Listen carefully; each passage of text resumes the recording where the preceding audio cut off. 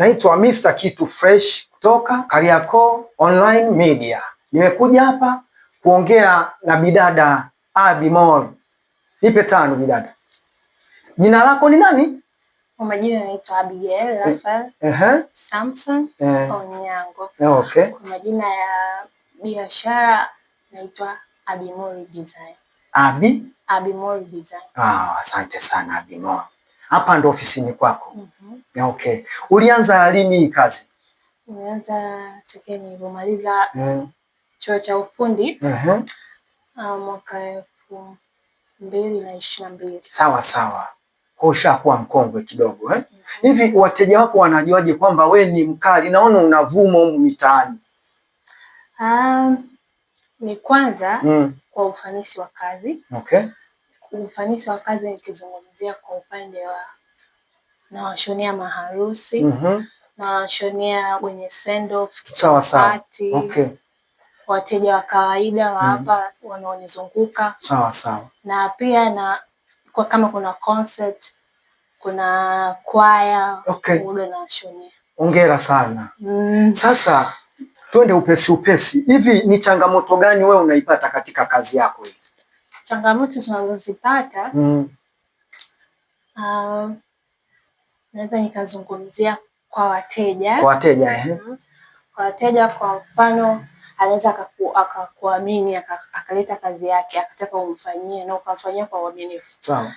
Then tukapanga kabisa atakuja kuchukua kwa muda fulani, lakini kwa muda huo yeye asifike. Kwa hiyo changamoto inakuwa kwangu kwa sababu ninakuwa nimesha target kwamba hii hela itakayoingia kwa muda fulani nitaifanyia kitu fulani ili kuongeza kitu katika ofisi yangu au katika malengo yangu ya kibiashara. Na ni kwa kiasi gani wewe unaumiza akili kubuni hivi vitu vikali, yani mara unashona gauni la bibi harusi linakamatwa na watu 6 nyuma Hebu tuambie ni akili gani unaitumia?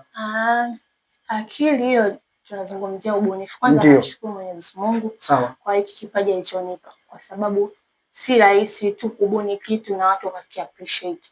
Kwa hiyo namshukuru Mungu amenipa ujuzi, amenipa karama hiyo ya kudesign watu. Ukimwona tu mtu unajua huyu mtu anaweza akavaa nguo ya namna fulani. Okay. Umeongelea concert. Ni concert gani wewe ulishaitwa ukaandae vitu? Concert ya kwanza ilikuwa ni kanisani kwetu. Ni kanisa gani? Wa Adventista wa Sabato. Okay. Kulikuwa kuna concert ya Barrett Makunda. Alafu nimesha kufanya kazi ya kuna msanii mwingine anaitwa Samuel Mwazin. Na pia huwa navalisha kwa sasa hivi kuna msimu wa Bongo Star Search. Huwa akina Rita hawa, akina Master J. Bwana, umemvisha nani kule? Kwa kuendelea mtaona. Wale washiriki baadhi. Sawa. Kwa hiyo Watanzania wategemee nini baada ya hilo jambo na jingine lipi? Walipokee tu. Walipokee? Okay. Wewe una ndoto gani baada ya hapa tuseme? Ndoto, na ndoto kubwa na nyingi.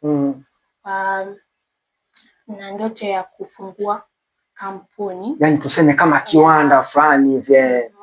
Kampuni ya kujifunza pia na kushona nguo wanaweza kununua kwa jumla, kwa reja hivyo. Na kutoa fursa kwa vijana na ajira.